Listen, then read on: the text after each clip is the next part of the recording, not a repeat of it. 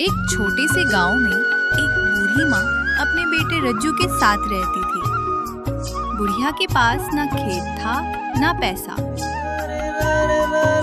लेकिन उसके बेटे की अकल बड़ी तेज थी। रज्जू बेटा, अब तो घर में चावल का एक दाना भी नहीं बचा।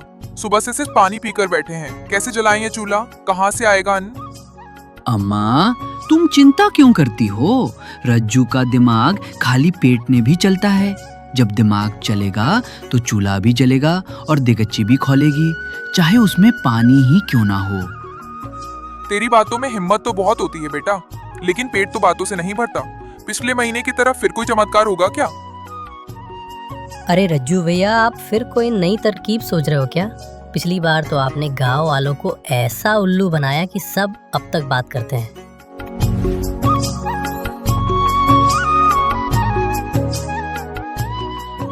इस बार तो और भी मजेदार चाल चलेगा तेरा भैया। ऐसी चाल कि खुद सरपंच भी कहेगा, वाह रज्जू, तू तो असली उस्ताद निकला। बोलो ना भैया, क्या योजना है? क्या फिर से नकली मिर्ची पकोड़े बेचोगे या वो बांसुरी वाला तमाशा करोगे? नहीं रे गोलू, इस बार कुछ नया होगा, कुछ ऐसा जिसमें ना कोई झूठ होगा ना चोरी, बस अकल का इस्तेमाल। काहे रे रज्जू, फिर से कोई नौटंकी की तैयारी है का? पिछली बार तो पूरे गांव में तेरी घोड़े की नीलामी वाली बात ने सबको हंसा हंसा के पागल कर दिया था। अरे काकी, वही तो असली व्यापार है, जहां लोग हंसे भी और 2 पैसे भी दे जाएं। इस बार भी कुछ ऐसा ही करूंगा, लेकिन पहले पेट की आग बुझा लूं।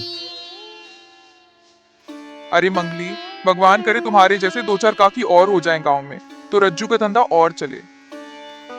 लो, ये थोड़ा सा आटा और थोड़े चने दे रही हूँ।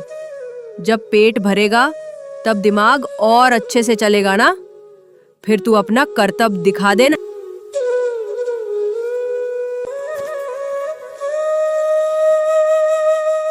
देखा माँ, अब तो चूल्हा भी जलेगा और देगची भी खौलेगी। और देखना गोलू, आज रात को इस झोपड़ी से भी हंसी की आवाजें आएंगी। भूख से नहीं, चालाकी से लड़ेंगे हम। गांव में अगले दिन पंचायत बैठी थी। मुखिया जी, धन्ना सेठ और गांव वाले एकत्र थे। सुनिए गांव वालों, इस बार की पंचायत ने एक अनोखा निर्णय लिया है। जो भी व्यक्ति मुझे अगली बार ऐसा तोहफा देगा जो सच में अनमोल हो, ऐसा कि जिसे पैसों में नहीं तोला जा सके, उसे पंचायत की तरफ से 1 महीने का राशन बिल्कुल मुफ्त दिया जाएगा। मुखिया जी, अगर अनमोल की बात हो रही है तो फिर मैं आपको चांदी की थाली भेंट करूंगा। शुद्ध चांदी की, कम से कम 5 किलो की होगी। बताइए, क्या आप उसे अनमोल नहीं मानेंगे? धन्ना सेठ, आपकी थाली बेशक कीमती है, लेकिन अनमोल? सोचिएगा सेठ जी, अनमोल वही होता है जो दिल से दिया जाए, ना कि तौल कर।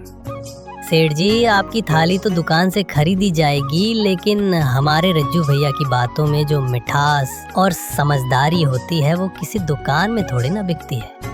अरे वो गोलू, ये क्या बात हुई? भला बातों से किसी का पेट भरता है क्या? सेठ जी, जब मेरी अम्मा बीमार थीं और घर में एक दाना तक ना था, तब रज्जू भैया ने अपनी 1 दिन की मजदूरी छोड़कर मेरे लिए खिचड़ी बना दी थी। वो उनके शब्दों से पहले आई थी। गोलू, भूख से बड़ी कोई बीमारी नहीं होती। बताइए, क्या वो थाली अनमोल थी या वो बात? सही कहा गोलू। कभी कभी एक सच्चा शब्द, एक नेक भावना हजारों सिक्कों से ज्यादा वजन रखती है। रज्जू का दिल ही उसका अनमोल तोहफा है। मैं तो बस मजाक कर रहा था। असली अनमोल तो इंसानियत होती।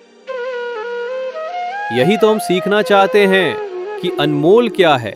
भाव, समझदारी, इंसानियत और दिल से दिया गया हर छोटा तोहफा।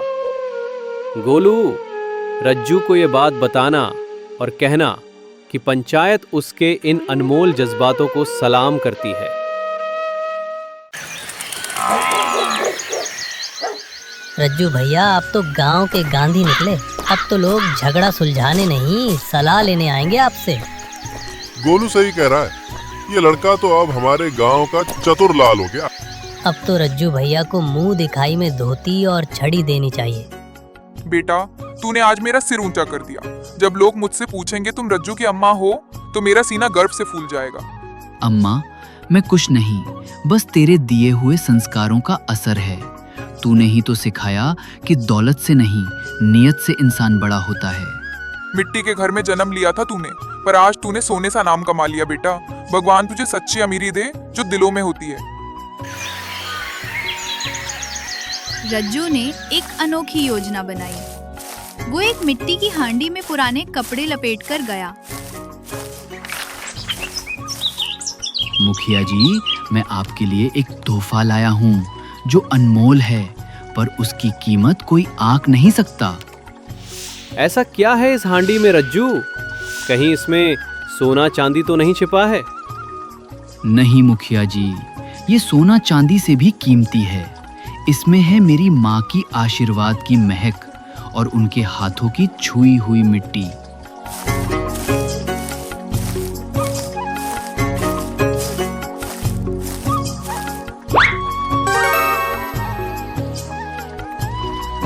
मिट्टी? लेकिन बेटा, ये तो मिट्टी का तोहफा। अरे मुखिया जी, क्या पंचायत अब खिलौनों का मेला बन गई है? ये बच्चा हमें रेत में उलझाने आया है। सेठ जी, आप जो अपने महलों में बैठकर सोने की चमक देखते हैं, वो सब भी इसी मिट्टी से आता है। आपने शायद कभी किसी माँ के हाथों की मिट्टी नहीं सूंघी होगी। ये वही मिट्टी है जिसे मेरी माँ ने चूल्हा जलाया, मुझे गोदी में खिलाया और मुझे इंसान बनाया। यही मिट्टी है जिसने हमें रोटी दी, पर आप तो बस उसे गंदगी समझते हैं। तो क्या पंचायत भावनाओं की बोली लगाएगी? अगर सब ऐसे ही तोहफे देने लगे तो? मैंने कोई बोली नहीं लगाई सेठ जी, मैंने तो बस एक एहसास लाया हूँ। मिट्टी को जिसने रौंदा है उसे उसकी कीमत नहीं पता, मगर जिसने उसमें से उम्मीदें उगती देखी हैं, वो जानता है कि ये सिर्फ मिट्टी नहीं, ये माँ है, ये जीवन है। रज्जू, तूने आज वो दिखाया है जो सोने चांदी की चमक नहीं दिखा सकती। तूने इस पंचायत को सिखाया कि असली अमीरी क्या होती है। रज्जू, तेरे इस तोहफे ने दिल छू लिया। तेरे लिए तो 1 महीना क्या, साल भर का राशन पंचायत देगी। और एक वादा करता हूँ, गांव की पाठशाला में तेरी माँ की याद में एक छोटा मंदिर भी बनेगा, ताकि आने वाली पीढ़ियां जाने कि मिट्टी की भी एक इज्जत होती है। धन्यवाद मुखिया जी, आज मेरी माँ सच में मुस्कुरा रही होगी, उस मिट्टी के हर कण से। रज्जू अब गांव के युवाओं को ज्ञान देता था, बच्चों को पढ़ाता और माँ की सेवा करता। उसकी चतुराई में भाव था, संस्कार थे और सबसे बड़ी बात, गांव वालों के लिए दिल था। अब तो अगला मुखिया रज्जू ही होगा। क्या कहते हो गांव वालों? बिल्कुल, चतुर भी है, सच्चा भी। रज्जू की ईमानदारी और बुद्धिमानी से गांव में इसकी इज्जत और बढ़ गई। लेकिन अब गांव के खेतों पर नजर थी शहर से आए अफसर भोला राम की, जो धन्ना सेठ के कहने पर गांव वालों को बेदखल करने आया था।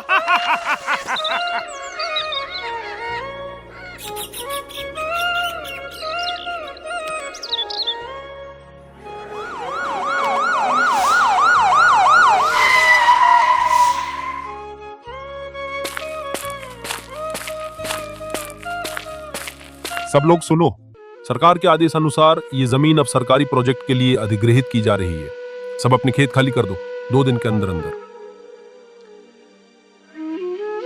सर, सरकार हमारी जमीन ले जाएगी, लेकिन हमारी फसलें, हमारा घर, हमारा तो सब कुछ चला जाएगा। ऊपर से आदेश आया है, जिसने जमीन नहीं छोड़ी उसे जबरन हटाया जाएगा। और हाँ, कोई मुआवजा नहीं मिलेगा, ये इमरजेंसी प्रोजेक्ट है। रुको गोलू, इतनी जल्दी डर मत। ये आदमी अफसर तो लगता है, लेकिन इसकी चाल ढाल, बातों का ढंग कुछ गड़बड़ है। अबे ओ छोरे, तू सवाल कर रहा है सरकारी अफसर से? तमीज नहीं सिखाई तेरे बाप ने? सरकारी अफसर इतनी गंदी जबान नहीं बोलते, और अफसर अगर असली होता तो साथ में गार्ड भी होता। तू तो अकेले आया है, बिना पहचान, बिना मोहर वाले कागज के। हाँ भैया, रज्जू सही कह रहा है। मेरी फुफेरी बहन के घर जब असली सरकारी लोग आए थे तो उनके पास सरकारी मोहर वाले कागज थे और उन्होंने पंचायत में मीटिंग बुलाई थी। अरे ये सब दिखावे की बात है। मैं ऊपर से आया हूं, टाइम नहीं होता इतना सब करने का। तो चलो फिर हमारे साथ मुखिया जी के पास चलते हैं। पंचायत में सबके सामने बता देना कि ऊपर से किसका आदेश है। नहीं, मेरा मतलब बाद में आऊंगा, अभी मुझे जल्दी है। भैया आप तो असली हीरो निकले। अगर आप ना होते तो हम तो डर के मारे अपनी जमीन छोड़ ही देते। अपना हक ऐसे नहीं छोड़ते गोलू।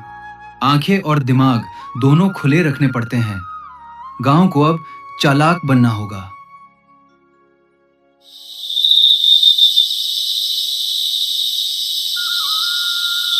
बेटा, चतुराई से काम लेना। ये लोग ताकत से नहीं, चालबाजी से हराते हैं। तू अपनी चाल सोच, जैसा तू बचपन में मेरे बर्तन बेचने वाले को चकमा दिया करता था। अम्मा, उस दिन मैंने बर्तन वाले को लौटा दिए थे, पर अब मैं इन अफसरों को गांव से बाहर भेजूंगा, वो भी मिठाई खिलाकर। रज्जू ने गांव के बच्चों को कहा, उस अफसर की हर हरकत पर नजर रखो। बोला राम जी, आप कह रहे हैं कि सरकार ने आदेश दिया है खेत लेने का, तो आप जरा वो जियो नंबर बताइए, कोई सरकारी लेटर, आईडी कार्ड। आखिर हम भी तो जाने किस सरकार की बात हो रही है। वो तो मेरे पास, दरअसल लेटर तो अभी दिल्ली दफ्तर में है, और आईडी की फोटो वो तो फोन में थी, पर मोबाइल पानी में गिर गया। रज्जू भैया देखो, इस अफसर के जूते की तली में धन्ना ट्रेडिंग लिखा है। सरकारी अफसर धन्ना सेठ के जूते क्यों पहनेगा? क्या धन्ना ट्रेडिंग? बोला राम जी, ये क्या माजरा है? आप तो बोले थे कि आप राजधानी से आए हैं। अरे नहीं मुखिया जी, वो मैं तो धन्ना सेठ बस मेरे जानकार हैं, मतलब उन्होंने ही टिकट करवाया था। ओह, तो अब धन्ना सेठ टिकट भी करवाने लगे अफसरों का, और हमारे खेत भी उनकी तरफ से कब्जा करवाएंगे। तुझे तो गौ माता की कसम देकर पूछना चाहिए, क्या सच में सरकार ने भेजा है? ये तो धन्ना सेठ का दलाल निकला। बस बहुत हो गया, ये कोई सरकारी आदेश नहीं था, ये तो सीधे सीधे जमीन हड़पने की साजिश थी। मैं अभी ही थाना इंचार्ज को बुलवाता हूँ। देखो भाइयों बहनों, अगर आज हम चुप रहते, अगर हमने सवाल ना किया होता, तो ये भोला राम हमारा सब कुछ लूट लेता। एक जुत्ता में ही ताकत है। सही कहा रज्जू भैया ने। रज्जू जिंदाबाद। हम अपने खेत किसी दलाल को नहीं देंगे। बेटा, तूने मेरा नहीं पूरे गांव का नाम रोशन किया है। भगवान करे तुझ जैसा बेटा हर घर में हो। आज पंचायत तय करती है कि बिना पूर्ण प्रमाण और पंचायत की अनुमति के कोई जमीन नहीं ली जाएगी, चाहे वो कोई भी हो, और रज्जू को गांव प्रहरी की उपाधि दी जाती है। रज्जू की चतुराई और गांव वालों की एकता से नकली अफसर भाग खड़ा हुआ। गांव में मिठाई बांटी गई। आज इस बालक ने जो किया है वो कोई मामूली काम नहीं। जमीनें बचा ली, गांव को जागरूक किया। रज्जू, तू सिर्फ चतुर नहीं बल्कि सच्चा नेता भी है। आज से पंचायत की अगुवाई तुझ जैसे जिम्मेदार हाथों में होनी चाहिए। मैं चाहता हूं तू हमारा अगला पंचायत प्रमुख बने। बिल्कुल। मुखिया जी, आप मेरे लिए पिता समान है, और ये गांव मेरा घर है। मैं कोई नेता नहीं, बस एक जिम्मेदार बेटा हूँ। आपका नेतृत्व हमें दिशा देता है, और मैं बस वो करता रहूँगा जो एक बेटे को करना चाहिए, सेवा। जैसे राम ने रघुकुल की मर्यादा निभाई, वैसे ही तूने आज गांव की लाज रख ली बेटा। तू ना सही, पर तेरा नाम तो लोगों की जुबान पर रहेगा। पर एक बात तो पक्की है, अगली बार कोई नकली अफसर आएगा तो रज्जू भैया हमें पहले से बता देना। कम से कम चाय नाश्ता और मिठाई की व्यवस्था तो हो। अरे ओ गोलू, तेरे जैसे मिठाई प्रेमियों के लिए तो मैं अफसर से पहले खुद ही हलवाई बुला लूंगा। जमीनें बचा ली, गांव को जागरूक किया, रज्जू, तू सिर्फ चतुर नहीं बल्कि सच्चा नेता भी है।